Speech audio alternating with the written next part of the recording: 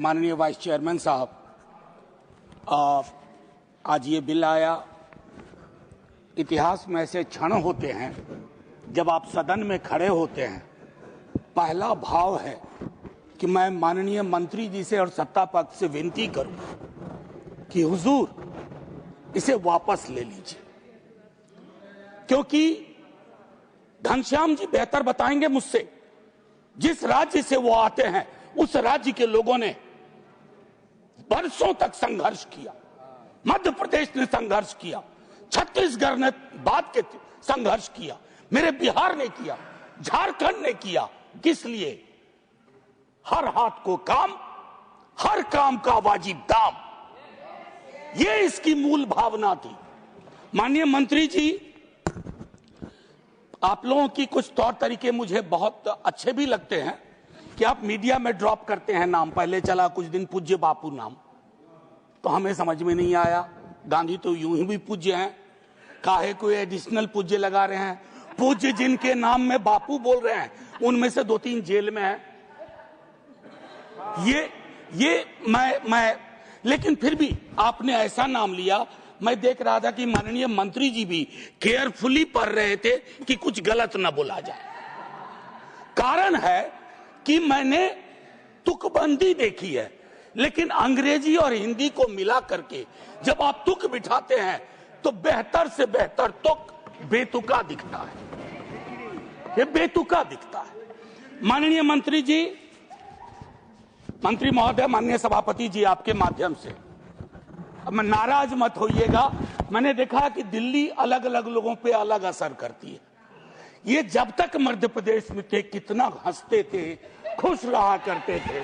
जब से दिल्ली आए हैं न जाने क्या हो गया है यहाँ की आबो हवा में, नाराज से रहते। Professor, don't make personal comment. Sir, it's not a don't make personal comment.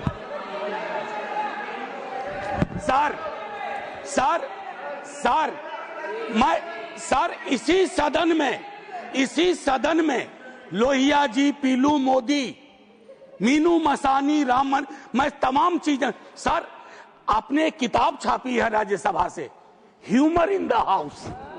अब अगला एडिशन छप ही नहीं पाएगा, अगला एडिशन नहीं छपेगा। वो लाइटर वेन में था। माननीय मंत्री जी को अगर बुरा लग गया तो मैं वापस लेता हूं। सर, मेरा वक्त पॉज कर दीजिए। ठीक है, थैंक यू सर। इसी तरह का डेमोक्रेटिक जज्बा हर में चाहिए, पूरे मंत्रिमंडल में चाहिए, ऊपर से नीचे चाहिए।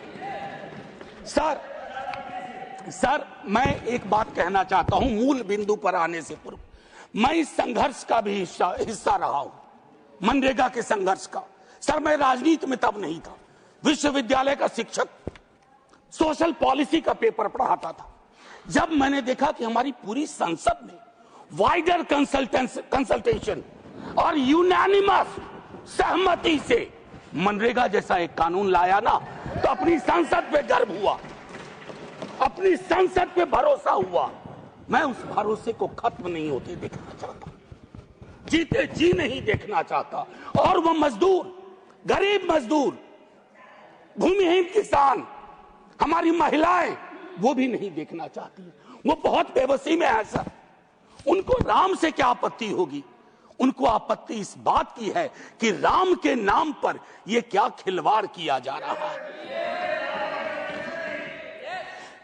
माननीय मैं एक चीज, माननीय उपसभापति जी, आप तो पिछले जब पुरानी वाली बिल्डिंग में भी हम लोग बैठते थे, फार्म लॉज पे बहस चल रही थी। हमने तब भी कहा था संसद को गौण कर सकते हो, सड़कों को गौण करना बड़ा मुश्किल है।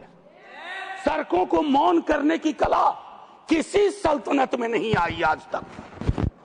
और हम तो लोहिया जी के लोग हैं, वो कहते थे संसद खामोश तो सड़कें रोशन हो जाती हैं।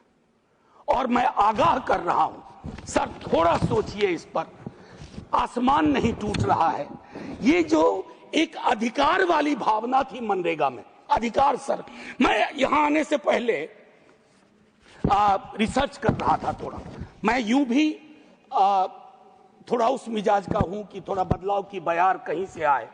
सर, हमारे संविधान में राइट टू वर्क को डायरेक्टिव प्रिंसिपल्स में रखा गया है, आर्टिकल 41, और MNREGA was the closest approximation of article 41, और आज आप उस आर्टिकल की आत्मा को मार रहे हैं। सर, मेरा सिर्फ सभापति जी, माननीय मंत्री जी, नाम कुछ भी हो, आत्मा खत्म हो जाएगी ना, तो जो भी हासिल हुआ है संघर्ष के साथ, वो संघर्ष काफूर हो जाएगा। राम के नाम पे किस देश में, हम लोग तो गांधी के लोग हैं, दुनिया को अलविदा कहे गए हे राम का करके, और जब वो नोआखोली से आए, सांप्रदायिक सद्भाव बिगड़ा था, तो उन्होंने अपने भजन को बदल दिया, भजमन प्यारे सीताराम के बदले भजमन प्यारे राम रहीम। हम तो वो लोग हैं सर। खैर, आपसे तो इन विषयों पर शिकायत करने का कोई मतलब ही नहीं है। सर, कहां हम मनरेगा में व्यापक तब्दीली की मांग कर रहे थे, हर सदन में 2-0 आवर आता था कि मैंडेज बढ़ाइए, वेज बढ़ाइए।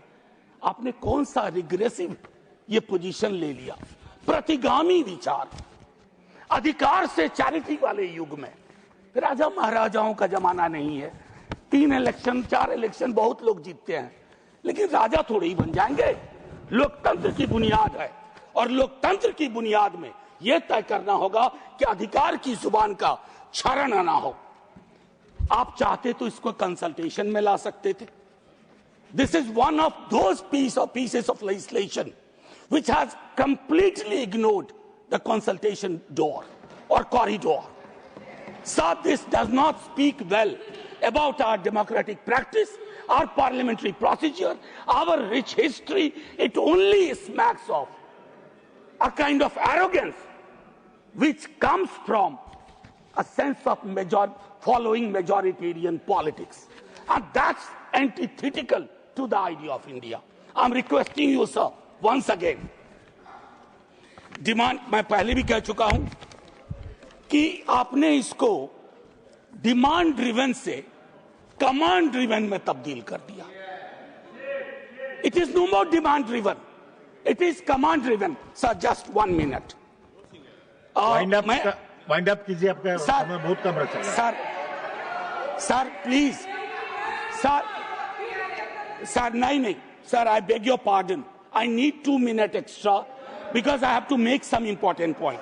Sir, जो मैंने कहा था पूरे साल की रोजगार की गारंटी देता था, हम उसमें तब्दीली की मांग कर रहे थे। अब आपने क्या किया है ना, 60 दिनों के ब्लैकआउट अवधि। मुझे लगता है मैंने पिछली बिल में भी एक बात कही थी, who is advising you? Are there invisible hands, invisible people who are visible to you, not to the all ordinary Indians, कि हमें ब्लैकआउट अवधि देंगे कृषि। सर, ये एक तरह की थोड़ी फ्यूडल सोच भी हुआ करती थी। इसी सदन में एक आध लोगों को मैंने बोलते सुना है जो कहते थे कि मनरेगा के कारण मजदूर मिलना बंद हो गए। ये बुरी बात हो गई क्या सर? बार्गेनिंग पावर बढ़ा, बार्गेनिंग पावर बढ़ा दलितों का, भूमिहीन मजदूरों का, और वो अगर पसंद नहीं आ रहा है। सर, मनरेगा में केंद्र सरकार का आवंटन असीमित था।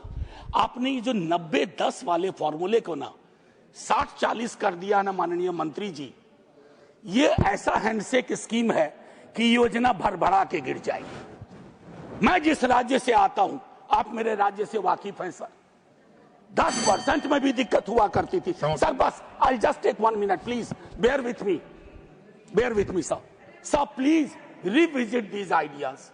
मैचिंग का जो पूरा आपका स्कीम है sir, this will kill all those states जहां से बड़ी संख्या में लोग माइग्रेट करके अलग अलग राज्यों में जाते हैं, और उसमें भी बाकी जो खर्च था लागत का वगैरह का, उसको भी इतना अनइवन आपने बांट के रख दिया है कि अंततः मुझे ये कहने में कोई दो मत नहीं है कि बॉटम अप डिसेंट्रलाइज्ड प्लानिंग से टॉप डाउन डिसेंट्रलाइज्ड प्लानिंग ये इस देश का हक में नहीं है।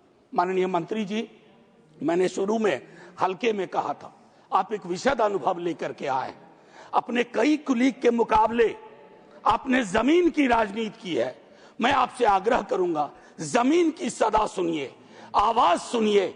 मजदूरों में आक्रोश है, भूमिहीन किसानों में आक्रोश है, दलितों महिलाओं में आक्रोश है, उनको लग रहा है कि हम यहाँ बात कर रहे थे। सर 1 मिनट, हो गया। आय की 30 सेकंड, आय की असमानता मैंने हर सदन में बात उठाई है, हमें उस पर काम करने की जरूरत है। आर्टिकल 39 के तहत 1% सुपर रिच को टैक्स करने की, और आप किसको टॉर्चर कर रहे हैं? हमारे आम गरीब को। प्लीज धन्यवाद प्रोफेसर झा। रीता व्रता जिंदाबाद बनर्जी, रहिए। जय हिंद सर। श्रीमान रीता व्रता बनर्जी। द वायर के और वीडियोस देखने के लिए सब्सक्राइब करें और बेल आइकन पर क्लिक करें। स्वतंत्र पत्रकारिता की आर्थिक मदद करने के लिए डिस्क्रिप्शन में दिए गए लिंक पर जाएं और अपनी राशि चुनें।